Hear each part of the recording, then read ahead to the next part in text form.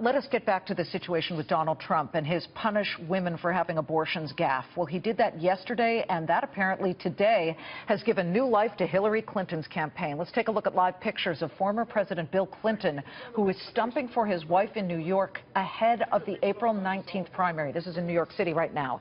Hillary herself was campaigning just a week ago in Westchester, and she did not hold back. You know, one of my favorite Americans, Maya Angelou, said, when someone shows you who they are, believe them.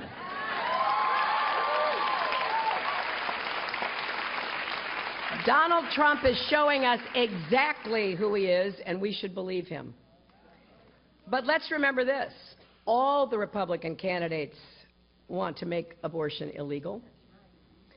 If you make abortion a crime, then you make women and doctors criminals. That was an hour ago. Former aide to Senator Chuck Schumer, Chris Hahn, along with the Republican strategist Mercedes Schlapp, get to be the ones to talk about this. But let's specifically focus on undecided voters. Mercedes, did Donald Trump just hand a bunch of undecided voters to Hillary Clinton with that comment? Well, possibly. I mean, I think that for Donald Trump, this was his sort of political amateur moment.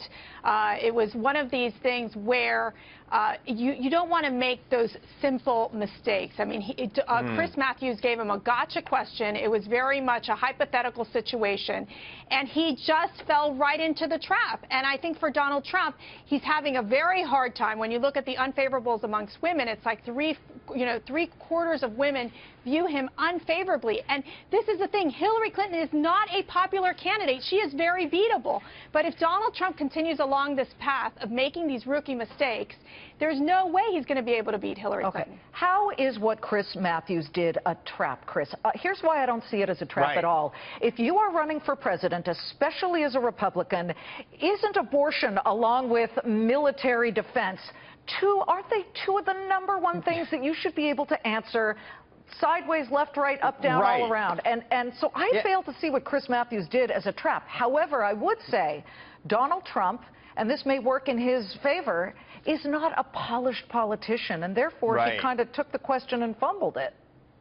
Well, Chris Matthews is the first, reporter to really dig deep and ask him follow-ups after follow-ups and not let him shake off the hook, which has been his MO. Donald Trump has been great at changing the subject. Chris Matthews would not let him off the hook, and Donald Trump answered the question the way he believed that Republican primary voters wanted to hear him answer the question. And Mercedes is right. It's because he's an amateur politician. Now, I would not call that a gotcha question. If you're going to say abortion's illegal, you got to, the follow-up question is, of course, it's a hypothetical question, Chris. Well, no. The chances of Roe v. Wade being overturned is not likely. Did you listen to the question? But Mercedes, I did listen to the question. It has been the Republican Party platform or conservative platform is that abortion should be illegal. If you say it should be illegal, you have to say then what is then the price for having an abortion, both on the doctor and on the woman. And in the pro-life movement, they've made it very clear that the woman is the victim. They have talked about the healing for these women. We're talking about the protection of the unborn. Okay, so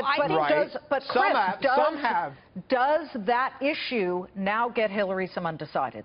Oh, well, let me tell you what it does. It gets her undecided. It's not just in the general election, but I think it helps her with Bernie Sanders. Bernie Sanders dismissed that line of questioning on Donald Trump as just irrelevant to the election.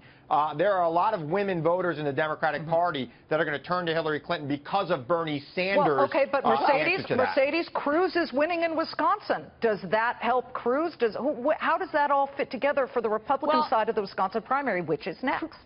Yes, well, Cruz has done two very smart things. He's announced a women's coalition. He's obviously talking about every issue is a woman's issue. He's been able to handle even going after Donald Trump on the way Donald Trump answered this abortion question, which was a basic, he could have answered it in a very simple, basic way. So, yes, does it help Cruz? It absolutely helps Cruz, and it actually even helps Kasich. Now, I promised our viewers we would get them the latest polls from the state of New York, which is coming up, and here they are. We've got the front runners.